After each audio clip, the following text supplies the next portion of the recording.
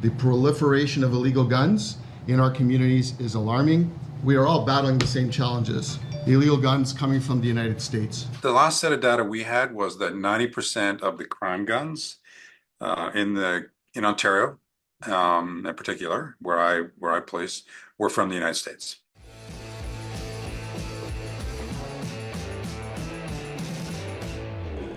So, welcome to Yall-itics. yes, welcome. And- I was just about to say that. Actually, I was just about to dive in. So, We're back at one of our favorite places. This is Manhattan Project Beer Company. with one of our favorite people. with our favorite person, my favorite person, Yeah. former desk colleague, desk mate, Rebecca Lopez from WFAA. We're just west of the Dallas skyline at Manhattan Project here. Yeah. You've never been here before, right, No, Rebecca? this is awesome. No, It's a I fun don't place. get to drink beer during the day like you guys You do. should work that into your contract. Yeah, it took us a minute to get that into our contract. We Yeah. finally got it in there. And you're still not drinking beer. I'm being bougie. Yeah. What do you have in there, Rebecca? Rosé. Rosé. I'm going to my old standby here, Necessary Evil. It's the Pilsner. Okay. I think it's fantastic Pilsner. Last time I did one of the stouts, I think, and whew, it was something else. You had to lighten up a little bit. Yeah, I did. I lightened up this time and got a peacemaker. Peacekeeper. Interesting choice. Which, fits me, right? Yeah, because you're the one keeping the peace, Wheeler. Speaking of keeping peace, by the way, so you heard the open there. You heard Sure. some sound, and there's an issue at the border, at the southern border, to There be is? exact. Yes. Canada's southern border. You hear so much about our southern border. Canada's got some issues with its southern border too, and of course, its neighbor to the south would be us. Yeah, and those are the voices you just heard there, law enforcement from Canada concerned about what's coming across their southern border. Which And is- that's a lot of guns. Yeah, which, we have this issue as well, Rebecca. We've talked a lot about this with our southern border, Yeah. sending guns across that one too. Mexico, yeah. And there was some news made on that in the past week. Right. So just recently, the president of Mexico, Claudia Sheinbaum, had a meeting with President Trump about the tariffs, and in that meeting, They she called off talked- the tariffs they for called now. off the tariffs for now, but part of what a lot of people didn't hear was what he conceded to, and that was Right, because he that- said, they're going to agree to beef up their border, keep people from crossing, keep the fentanyl and the drugs from coming across. But what we didn't hear is what came from her. was that he agreed to help with the smuggling of drugs that's going across from Guns. the U.S. guns and did I say drugs? Guns to Mexico, yeah. because if there's also a lawsuit right now that the Mexican government has Huge filed lawsuit. against gun makers in the United States, and part of that lawsuit, it's very detailed about how they believe that the United States and these gun makers are arming the cartels. Yeah. And they cannot fight. The Mexican army is having a very difficult time fighting cartels because they are out-armed. Yeah, they're outgunned. Yeah, they're outgunned. Some of the because videos you see on and with Instagram and stuff like that. AR-15s, I Yeah. mean, they're high-powered weapons. It's shocking. So you may have seen in the headlines some of the issues over the years about the guns flowing from the United States down to Mexico. The reason we had Rebecca on today is because you just did this fascinating story about guns going north into Canada, a place that's not used to violent crime like, say, Mexico or the United States. And Yeah. what the police there were telling you and what ATF here is telling you was fascinating. That's why we wanted to have you on. Walk us through kind of how this came about, how the story developed. So I went through the ATF Citizens Academy, and So you learned to be an agent. So I learned to be an agent, yeah. And they brought in all these people to talk to us, and they brought in some of the agents that deal with smuggling of weapons into other countries, and they talked about the shocking statistics that the majority of violent crime in some of the major cities in Canada, they have been able to trace back to guns that were manufactured in the United States. And part of that is because Canada, after a mass shooting there several years back, outlawed many of the high-powered weapons, including AR-15s. Like 1,500 different. 1,500 different ones. Yeah. Okay. So now you can buy a gun or a rifle in the United States for say $400 or $500. You go to Canada, they're going to pay you anywhere from $5,000 to $50,000. It's incredible For that same gun. So there's a market there. Weapon. So you're making a ton of money if you're going to smuggle drugs into Canada. I mean, guns. I keep saying drugs. Guns into She's Canada. a police reporter, if you can't tell. She covers a lot of drugs and guns. But we're talking about guns here. Yeah. So there's a huge concern in Canada. We interviewed the Ontario police chief. And he says that they've been able to find that like 80 to 90% of gun violence in Canada are with American-made weapons. They 80 can to trace 90% them. there in Ontario. He's telling you that. Wow, that's stunning. And the thing is okay, so now you have this market. It's a ready-made market. If you're saying you can buy one for a couple $100 here and go sell it up there for several $1,000s, now you're appealing to some people here in the United States who go, wait a minute, there's a business. But then on top of that, in Canada, not only have they banned a lot of these guns that are readily available here, and magazines and et cetera. But in Canada, to own a gun, you've got to go through background checks, you've got to take a firearm safety course, and you've got to wait a minimum of 4 weeks. There again, that creates even more of a market for somebody to just drive up some guns from down south. If you need it right away, bam, you pay them and you're in. Yeah, and we highlighted a case of a guy out of Dallas, Hackworth, and he purchased weapons, and he pled guilty to purchasing weapons here in Texas, and a lot of the weapons are coming from Texas into Canada. Yes, because Why Texas, though? Well, we don't have as strict a gun laws as some of the other states where it's harder to buy weapons. And in Texas, it's pretty easy to get a weapon. And so they're seeing a lot of weapons from Texas ending up in Canada. And this one guy, they were able to trace several crimes that happened in the United States and in Canada back to weapons that he smuggled into Canada. Wow. And so you're seeing a lot of that, and a lot of concern from citizens in Canada. There's a doctors group that is very much against what is happening, and they're trying to fight and trying to get the U.S. government and the Canadian government to crack down more at the border so that these guns don't come across, because they see what happens to kids and to people that are shot with AR-15s and with these high-powered weapons. And so you told us a moment ago what Mexico decided to do and the concessions that Mexico got from the United States. What is Canada doing, though? Has Canada gotten any of the same concessions from President Trump? So Canada was already in the process of beefing up its border security. They had already said that they were going to invest, I think, over $1 billion or more than that. I can't remember the price, but they were investing in better technology, more agents at the border. They were already doing all of that prior to this because of this issue of seeing the guns coming across onto their streets. Yeah. So there was some of what I think President Trump and Trudeau agreed to, or at least came out publicly, was already in place, honestly. It's a real conundrum for them, though, because this is just like what we deal with the drugs coming across the southern border. I mean, you can have a lot of agents down there, but you don't have enough agents to go through every single car to examine every single person, and they're going through this.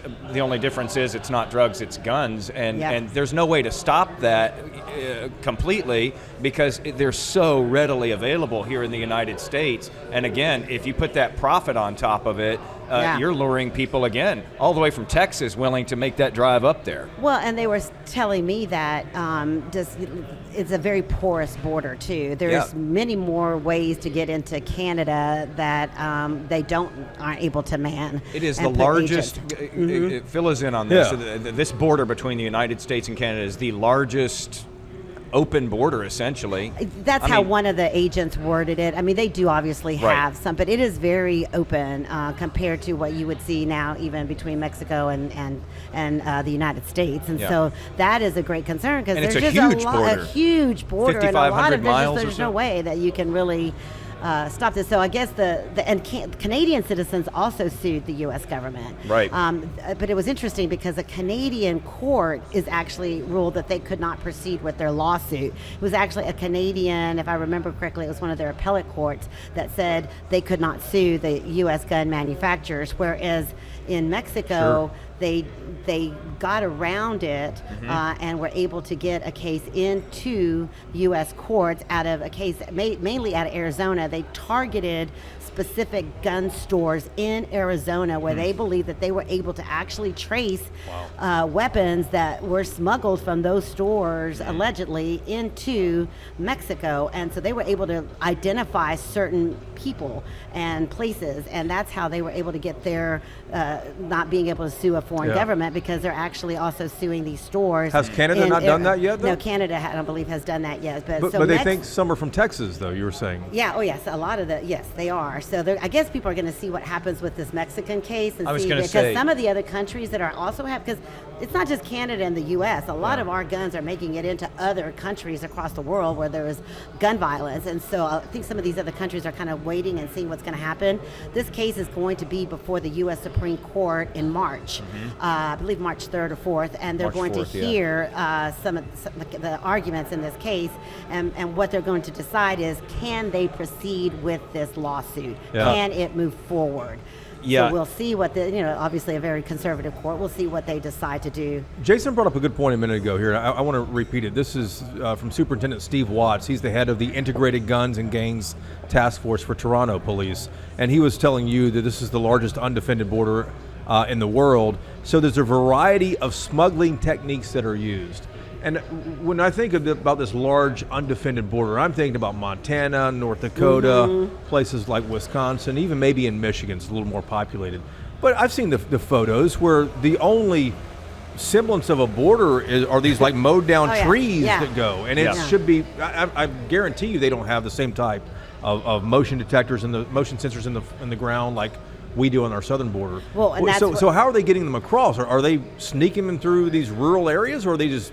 Yeah, I mean, in some cases they're actually flying them right into the airport. So and one of the biggest busts was one that they did at the airport in Toronto, where they had a bunch of weapons that were being just flown into the into Canada. And also the case, one of the cases that we also highlighted, they were wrapping guns wrapped as Christmas gifts. And they might have been. Yeah, and then they were like, taking them on through into Canada. So they are finding all kinds of ways to smuggle them in, and so that's one of the things. That's why Canada is investing so much now on its infrastructure and on more agents, because they realize that a lot of the violence that is happening there is happening because of the weapons that are being smuggled from the U.S. into Canada. When you talk to the folks up there, though, Rebecca, is there any reluctance? Is there any hesitation about coming out and being too critical of the United States? Obviously, Canada is trying to stay in good graces. Mexico as well. I mean, the U.S. needs both of them as much as they need us, but is there some reluctance there in really pushing this hard? Yeah, I think that's why you're not hearing a lot about this issue. I feel like there is, but you do, and you do also have very strong gun lobby in Canada as well. You do have people that are saying that they don't have the Second Amendment there, so it's a little different.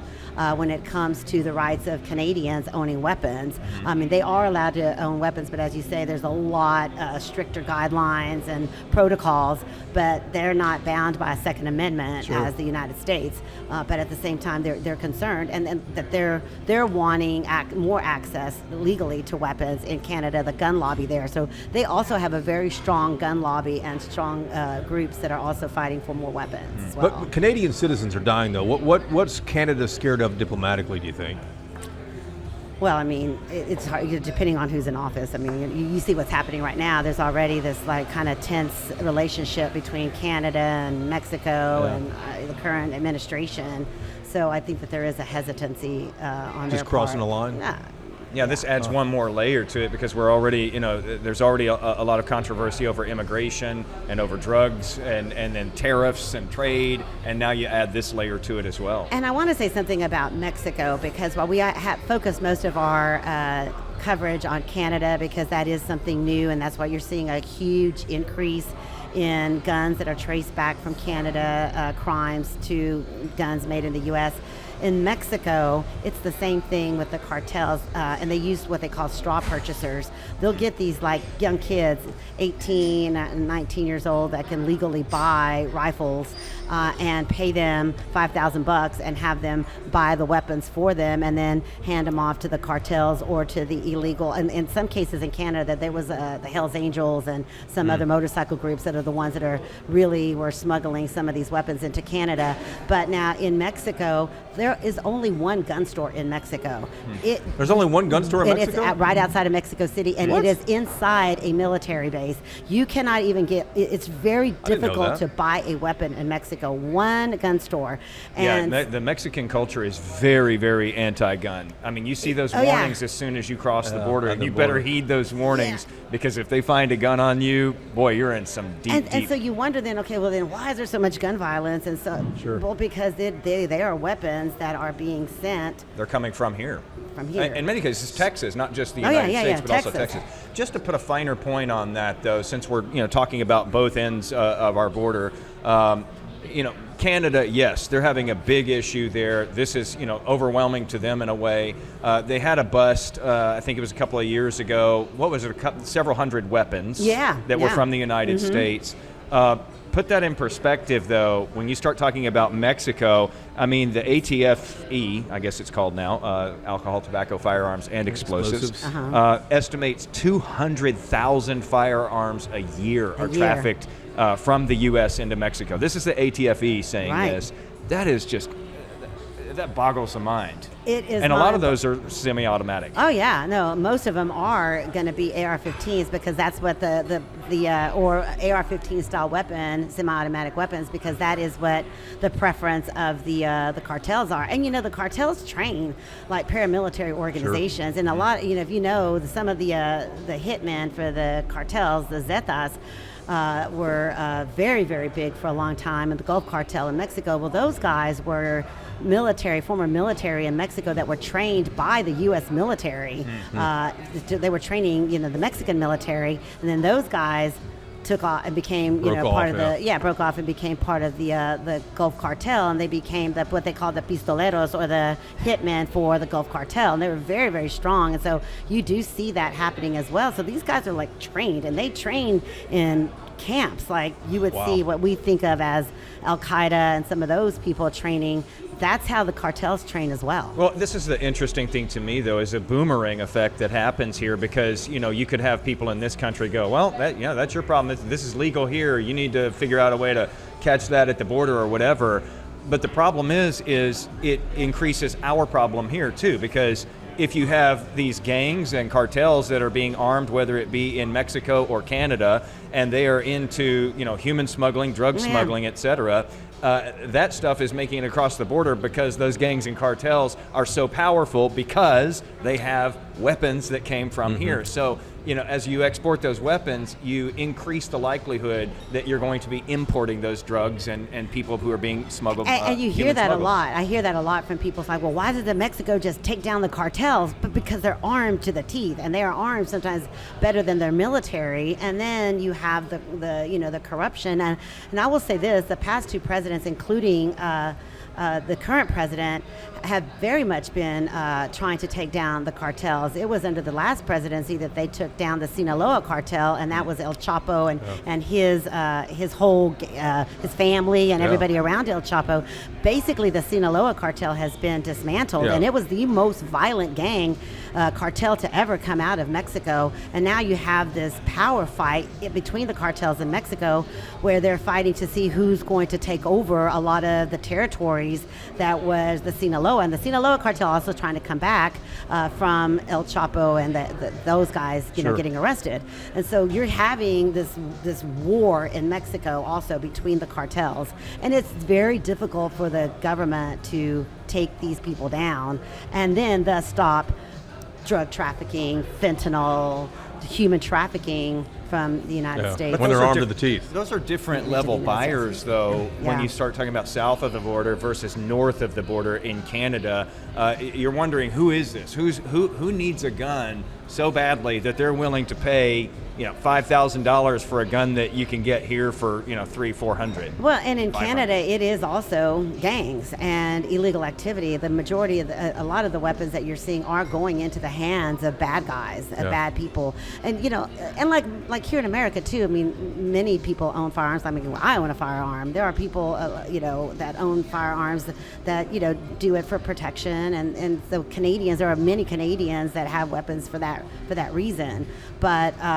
In this case, the kind of weapons that you're seeing, the fear is that you're going to have the same sort of groups that are cartels that are popping up in Canada that you see in Mexico, and it's going to be very, very difficult for them to fight these illegal, the people that have these weapons illegally, and criminals against the Canadian police and Canadian military.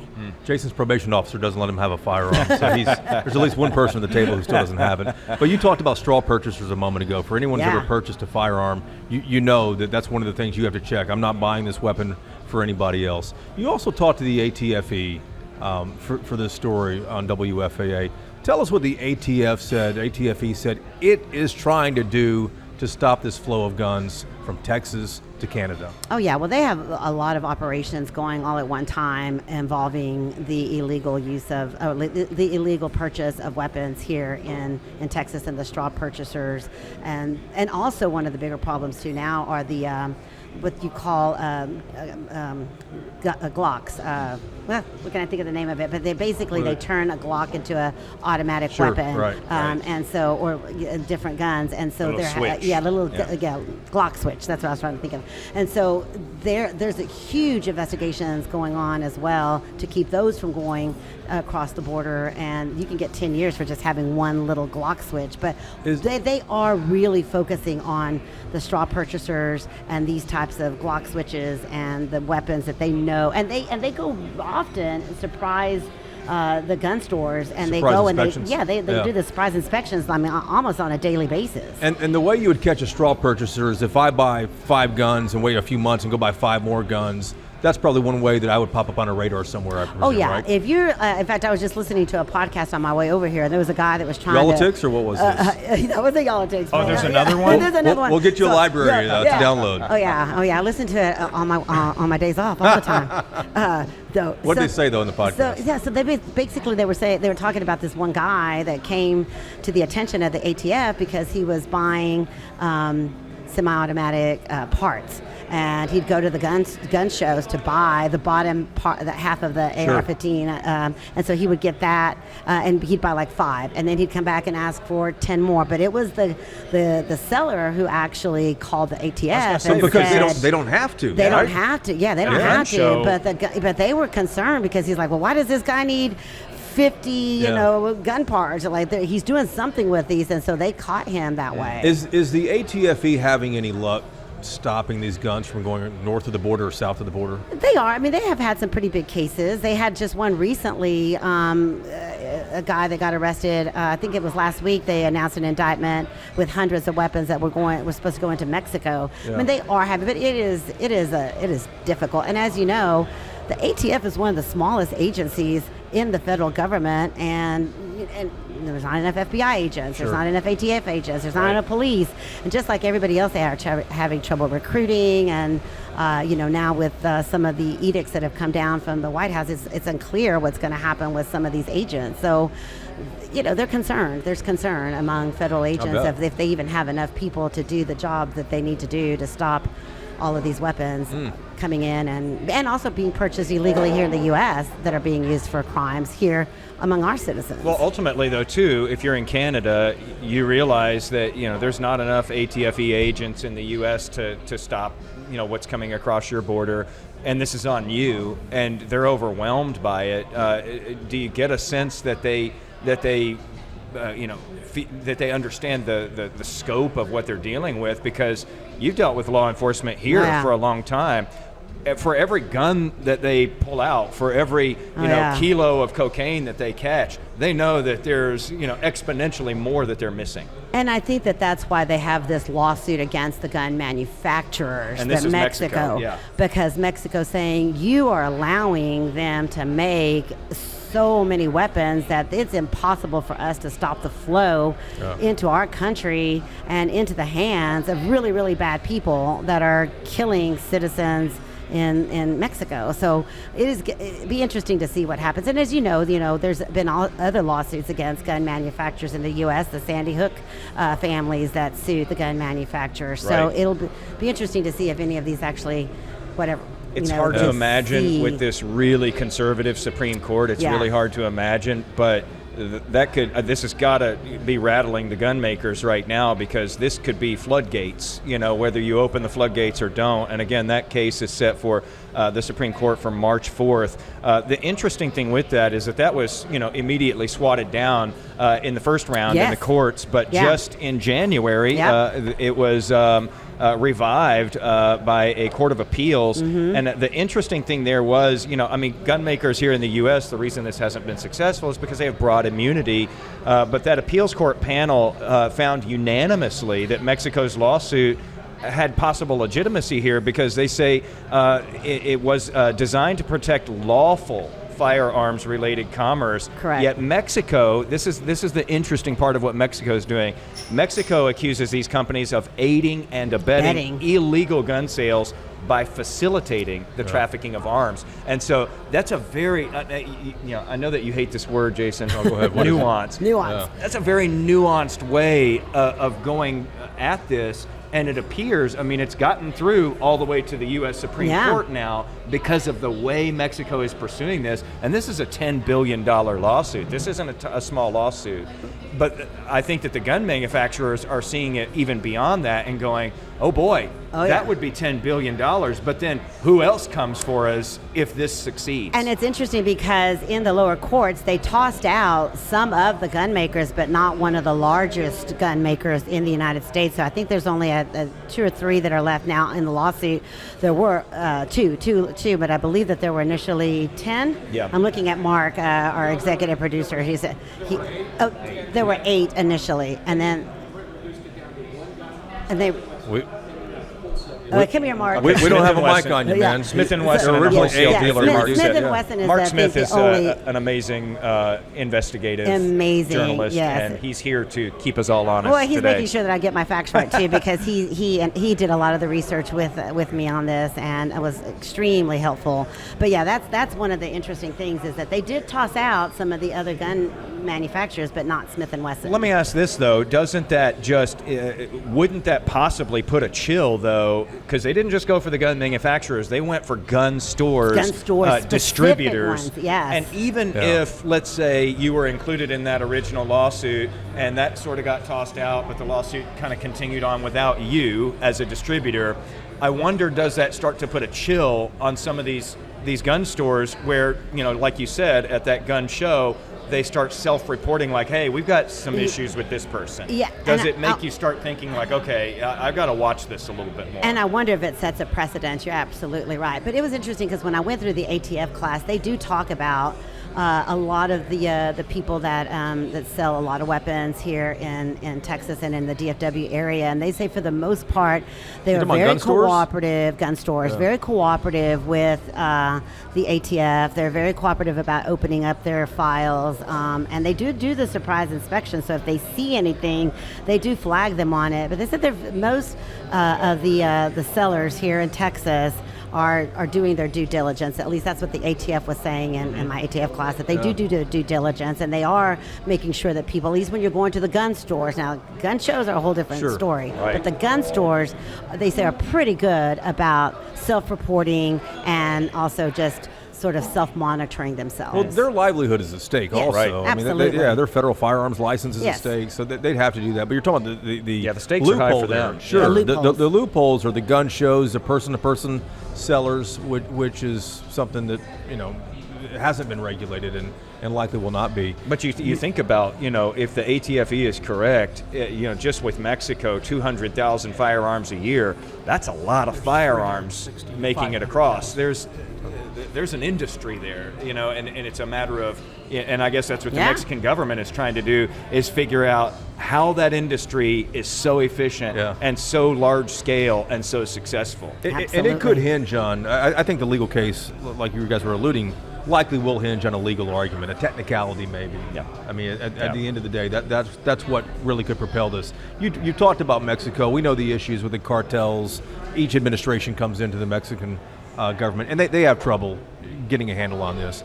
But I'm curious what the Canadian police told you about the guns going north. What would they like to see done? What do the Canadians want to see done? They're already spending money to harden their border, but what else do they want to see done in the U.S.? I think they want to see the U.S. do more on our side of the border to stop those guns. Like you're putting, they believe that all the onus is on them. Like at the point of sale, or where? No, like actually at the border, and get more help with those that are trying to smuggle them, from the U.S. into Mexico. Just like President Trump is calling for Mexico to do more about bringing illegal immigrants and stopping the illegal immigration on that side of the border. Stop it farther south. Yeah, so what you guys need to do is stop those weapons from coming in across our borders from the other direction. So, I think that's the argument that Canada was making is, why can't you guys do more to help us stop this? Because they're your weapons that you're manufacturing in the U.S. that are coming across your borders, affecting our citizens. In the real world, you wonder how that happens. What does that look like? I even thought this with the Shine Bomb thing south of the border. She says that she got President Trump to say, we'll try to help with keeping those guns from coming across. How do you? Yeah, what does that look like? Anybody who's been across the border knows that usually, the real magnifying glass that you're going to go under is going to be when you get to the other country's customs. Right. When you get to Mexican customs, you're going to drive right across that bridge. There's no one on the U.S. side who's really going to probably search you before you get to that Mexican side. How do you stop that from this country going out? That's an interesting There question. Unless you really start cracking down. Yeah, there has to be motivation. But even on the other side, I've driven into Canada, I've driven into Mexico too. You push a button at the Mexican border and it lights up a light, or you put a quarter in or something like that, and you drive. Seriously, maybe it's been a year, maybe it's a few dollars now, but still, you drive right in. Yeah. And you come into the U.S. in any direction. Yeah. And they're stopping you. They want to know everything about where you've been, et cetera. Yeah. So, I mean, sure, a lot of this is probably on the United States with the gun issue here, but I am interested to see what Canada does to harden its border and to try to find some of this going in on their side, because the U.S. is clearly doing that on its side. And they're doing more to invest more in detection at the airports and what have you as well. Canada is. And they're like, and you guys need to do more about how you stop it before it ever takes off from the U.S. into our airports. Well, the last question I have is, you report this stuff all the time, and you take these classes, you report on a lot of bad guys, a lot of police, a lot of drugs, a lot of guns. You ever get threats? It's so interesting. I've never actually gotten any kind of threats from anyone. The only time, and I know it doesn't say this to be, because it's a very serious topic, the only death threats I ever gotten were from Dallas Cowboy fans. From who? Dallas Cowboy fans. Can we edit that out? I broke a story involving Cowboys fans are threatening you? They can be an angry lot. Yeah, they can be They've angry. got plenty to be angry about. Never mind the gun lobby and the cartels here. The death threats are coming. I've never gotten cartel threats. gosh. I've never gotten, but I did a story on a cowboy. He got arrested. I did the story. It broke, and they accused me.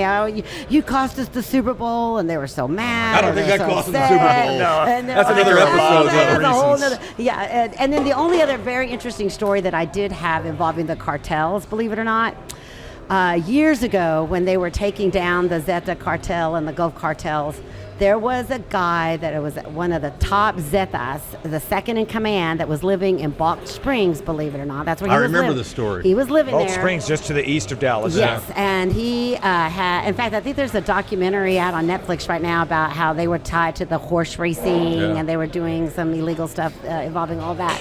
So I found out, I got the address, and I don't know why, we just thought it was a great idea to go down there and knock on the door and see if any of the Arlo. family members would talk. But Rebecca's fearless, though. I went down there with Diane Solis from the Dallas Morning News.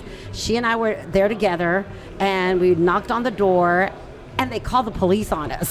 Sent us. Really? Yes. Jeez. They thought they were protected. They called the police You on didn't us have and that told one on us your that we bingo were card? trespassing.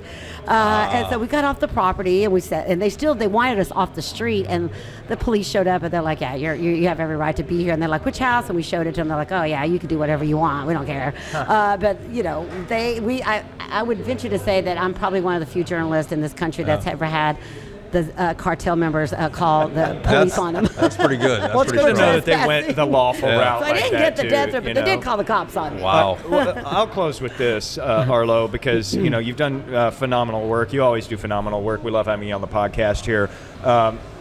So you did, put out this big story about this whole issue of guns, just flowing into Canada. We already knew they're flowing into Mexico.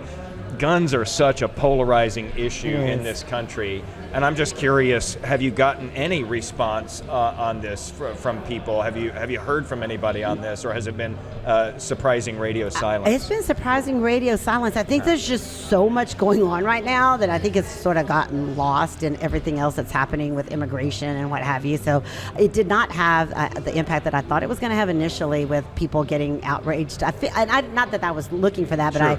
I was anticipating it just in case. Yeah. But I will say that I did get some calls from agents that saw the piece and thought it was very, very well done. Because they know they're in it. Yeah, they're they in live it They every see day. They see it. I was interested, though, that this piece came out. It aired right as Claudia Sheinbaum down in Mexico was saying, oh, by the way, I told President Trump we need him to, keep those guns north of the border. And I do wonder, when she said that, if Canada was like, oh, gosh, get President Trump on the phone. We want include us in that too. Like, we want that too. Yeah, and it was so funny because we actually have been working on this story for a while, and it kept getting held, and it's just so. Because so you always weird. make sure that everything's just perfect we're going to before make sure we go through the lawyers, make sure we're double checking, triple checking, quadruple checking all of our facts, and so it took a while to get it on the air, and then it aired, and our news director Leslie McCardle came up to me. She's like, "See, it came out at a timely manner. It turned out like it should Aren't have. you glad I mean, I it was took like the my same time day. approving your script?" Right. Wow. So if people want to see the story, they can find it at WFAA.com. Search Yes. Rebecca Lopez there, and all your great work is there too. Rebecca, thank you so much. Fascinating work as always. And I thought it was a big deal. No radio silence from yall-itics. Yeah. No, we immediately thought that this is something that we should explore. Especially with what's happening politically. And I these think days, you'll see you know? in March you'll see national media Sure. on this issue. With the we may Mexican. have to With the Supreme loop Court. back and have another conversation about this. It'll be very interesting. I'm very curious to see what the Supreme Yeah, Court's don't going to do. sleep on that Supreme Court case. Right. That should be Yeah. interesting. Arlo, thank you so much. Rebecca Lopez from WFAA. We appreciate it. And a quick shout out too to Manhattan Project Beer Company, the west side of downtown Dallas. Fantastic beer as always. Yeah. They're always kind enough to have us here. Great food too. So we're going to stick around after the podcast. But you have to take off in a minute to go break another story. Maybe I might just have another beer with y'all. No, I'm just kidding. No, And, no, I do have a big story working. All right. We may have you on for that too, depending on what it is. And hey, Cowboys fans out there, take a breath. Yeah. Just take it easy. Wow, Yeah, I'm not we're even. not Rebecca's getting to- not the enemy. She's just the messenger. Yeah, we're not Jeez. getting to the Super Bowl anytime soon, so let's just live with it. We're going to have death threats on yall-itics. Thanks for watching. Thanks for listening.